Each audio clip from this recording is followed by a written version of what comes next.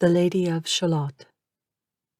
On either side the river lie long fields of barley and of rye, that clothe the wold and meet the sky, and through the field the road runs by to many-towered Camelot.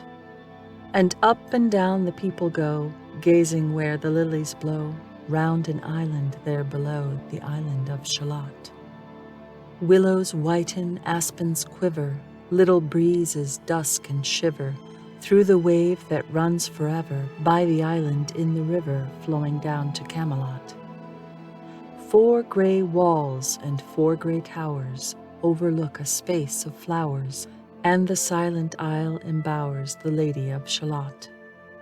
By the margin willow-veiled slide the heavy barges trailed by slow horses and unhailed. The shallop flitteth silken-sailed, skimming down to Camelot. But who hath seen her wave her hand, or at the casement seen her stand? Or is she known in all the land, the Lady of Shalott? Only reapers reaping early, in among the bearded barley, hear a song that echoes cheerly from the river winding clearly down to towered Camelot. And by the moon the reaper weary, piling sheaves in uplands airy, listening whispers, "'Tis the fairy Lady of Shalott." There she weaves by night and day a magic web with colors gay. She has heard a whisper say, a curse is on her if she stay to look down to Camelot. She knows not what the curse may be, and so she weaveth steadily, and little other care hath she, the Lady of Shalott. And moving through a mirror clear that hangs before her all the year, shadows of the world appear. There she sees the highway near winding down to Camelot. There the river eddy whirls, and there the surly village churls, and the red cloaks of market girls pass onward from Shalott. Sometimes a troop of damsels glad, an abbot on an ambling pad, sometimes a curly shepherd lad, or long-haired page in crimson clad, goes by to towered Camelot. And sometimes through the mirror blue the knights come riding 2 and 2. She hath no loyal knight and true, the Lady of Shalott. But in her web she still delights to weave the mirror's magic sights, for often through the silent nights a funeral with plumes and lights and music went to Camelot. Or when the moon was overhead, came 2 young lovers lately wed. "I am half sick of shadows," said the Lady of Shalott. A bow shot from her bower eaves. He rode between the barley sheaves. The sun came dazzling through the leaves, and flamed upon the brazen greaves of bold Sir Lancelot. A red cross knight forever kneeled to a lady in his shield, that sparkled on the yellow field beside remote Shalott. The gemmy bridle glittered free, like to some branch of stars we see, hung in the golden galaxy.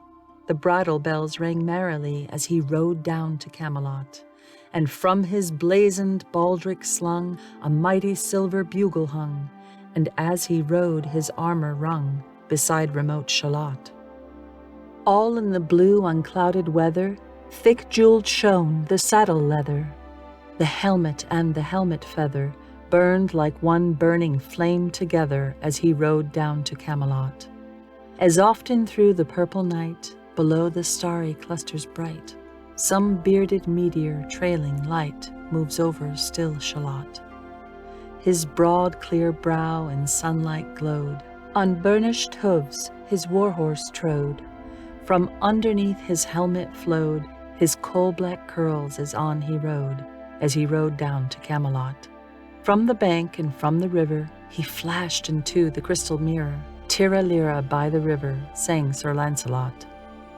She left the web, she left the loom, she made 3 paces through the room. She saw the water lily bloom, she saw the helmet and the plume. She looked down to Camelot. Out flew the web and floated wide. The mirror cracked from side to side. "The curse has come upon me," cried the Lady of Shalott. In the stormy east wind straining, the pale yellow woods were waning. the broad stream in his banks complaining, heavily the low sky raining over towered Camelot.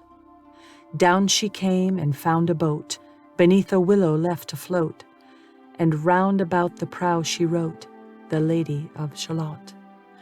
And down the river's dim expanse, like some bold seer in a trance, seeing all his own mischance, with a glassy countenance did she look to Camelot.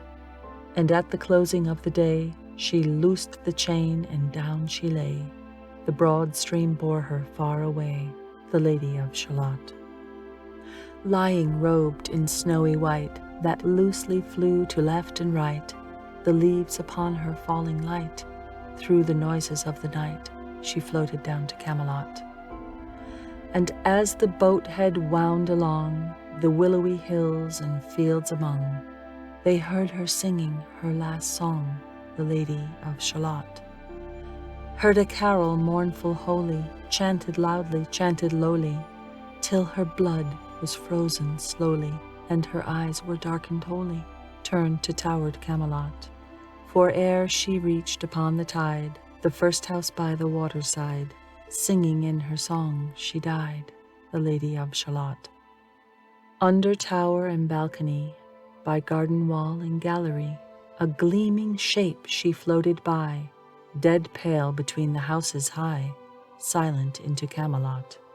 Out upon the wharfs they came, knight and burgher, lord and dame, and round the prow they read her name, the Lady of Shalott. Who is this, and what is here?